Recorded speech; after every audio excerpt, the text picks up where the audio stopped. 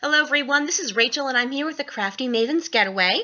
I am working with the lovely Tanya Hubbard today on Scraplift Saturday, and we are going to be scraplifting each other. That is Tanya's layout that I am scraplifting using the We Are Memory Keepers Hello Darling line for the most part. I have some pieces that I received, and then I have some leftovers from a Scraptastic kit that a friend handed off to me after she had finished with it. So I'm mainly working with that line, and as you can see, I've got a couple of the full 12 by 12 pieces of paper, and then I have a very, very few left of the 6 by 6 paper pad, and I also have several bits and pieces that I've got. Some are leftovers from that Scraptastic kit, and some are from another pieces of Scraptastic kit I got as part of a sale that they are having. I am not a subscriber to their kits. I just happened to find they had a sale, and I purchased some bits and bobs from it, and some of the pieces happen to be from the Hello Darling line, which I already had. So I'm using one of the pieces of paper from the 6 by 6 paper pad to make a border for my two photos. These are photos from my niece's drama club. They had a cast party after the last show she was in, so they had taken some cast photos like together, and I guess her school, they're teenagers, so I guess their school has this pose they do with their hands by their faces. I don't know, apparently I don't get it because I'm a grown-up and that makes me dumb, but they love it. So what I'm doing is, on Tanya's layout, she had bits and pieces of either 6 by 6 paper pads or leftover pieces that she used as just little strips up and down around the photo. So I'm just using what I have left over to do that, and then also some of the branding strips I had and a couple pieces from the 6 by 6 paper pad that I had just little pieces of it.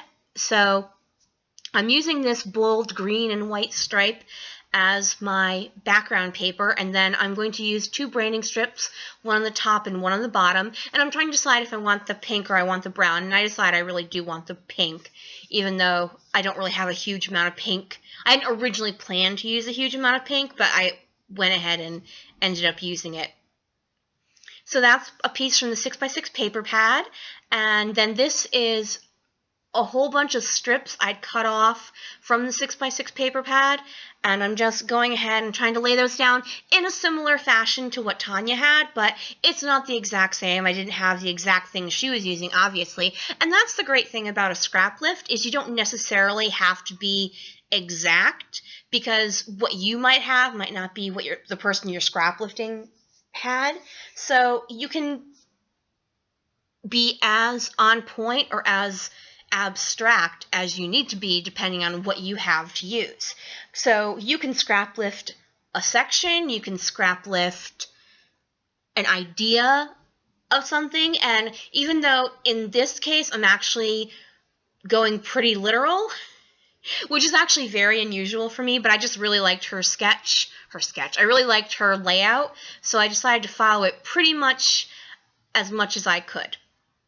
So I'm getting my main layers of papers laid out and taped down, because that's how I like to work. If you followed me over if you're a regular subscriber, you know I pretty much start with my photo and papers, and then I embellish afterwards. So if you're just from the Scrappy Maven subscribers, then you're brand new to me, so thank you for watching.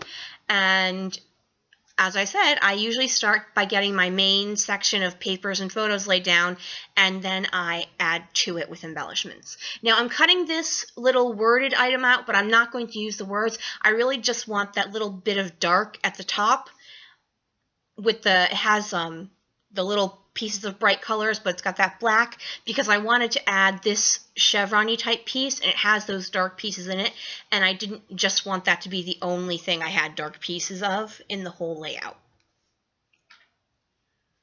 So I get that cut down to the size I want, and then I'm pretty happy with the way that looks, except I do want to add a bit of a embellishment cluster at the top, so I go ahead and get that started. Now, in Tanya's layout, she has a camera, but that camera is far too big for what I need it to be, so instead I use this Be Happy die cut. And I'm starting to use my embellishments, and I grabbed some wood veneer.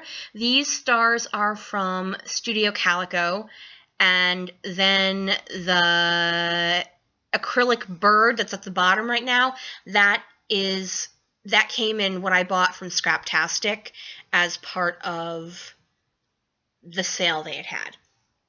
Now I've got some flare going down. One of them is some flare I made at a crop, and then one of them came as part of the leftovers of the Scraptastic kit that my friend gave me. And at this point, I am getting my embellishment cluster at the top glued all the way down, and I realize that piece of paper is too long. It's creating trap space, and I didn't want that. So I have this puffy sticker from Evilicious that I'm putting at the top, and I grabbed some Bella Boulevard Tiny Text, I believe it's called, or Little Bits. I don't remember. I think it's called Little Bits.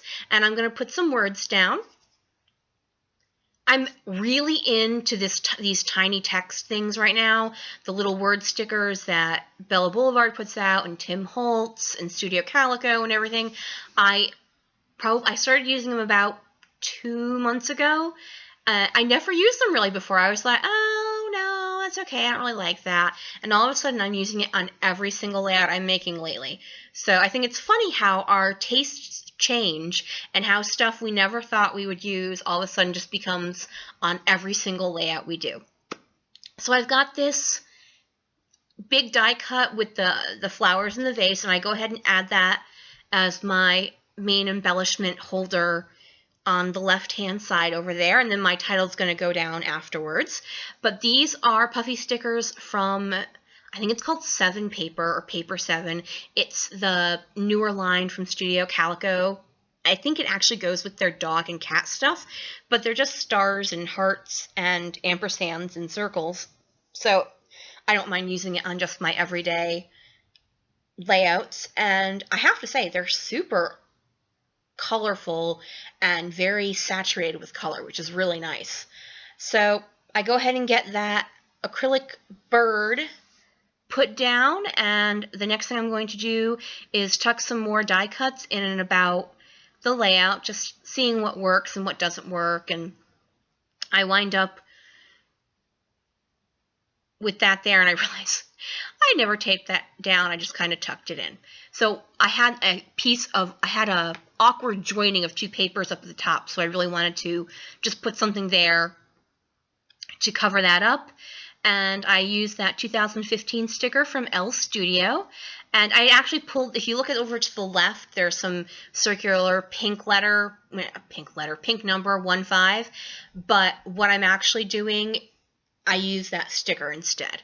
So I go ahead and put my title down, and I used Cast Party. That's part of the Simple Stories Snap album Alphas, and then the word Poses is in a thicker called Adorn, which I believe came with the Maggie Holmes confetti line. And then I grabbed this feather banner from the die cut pack from the Hello Darling. And the last thing I think I'm going to do is I'm going to add some black. I'm going to add some black mist from the color Shine by Heidi Swap. And the last thing I'm going to do is add a little bit of journaling. I don't have a lot because it's basically just them posing for photos with the whole cast. Thank you guys so much for joining me with the Crafty Mavens Getaway. I look forward to seeing everyone's work, and I'm showing you some close-ups, and I'm going to show you once again Tanya's inspiration layout for this Scraplift Saturday. Check below for links to my personal page, to Tanya's page, and to all the places you can see the Crafty Mavens. Have a great day, everyone. Thanks for joining me. Bye!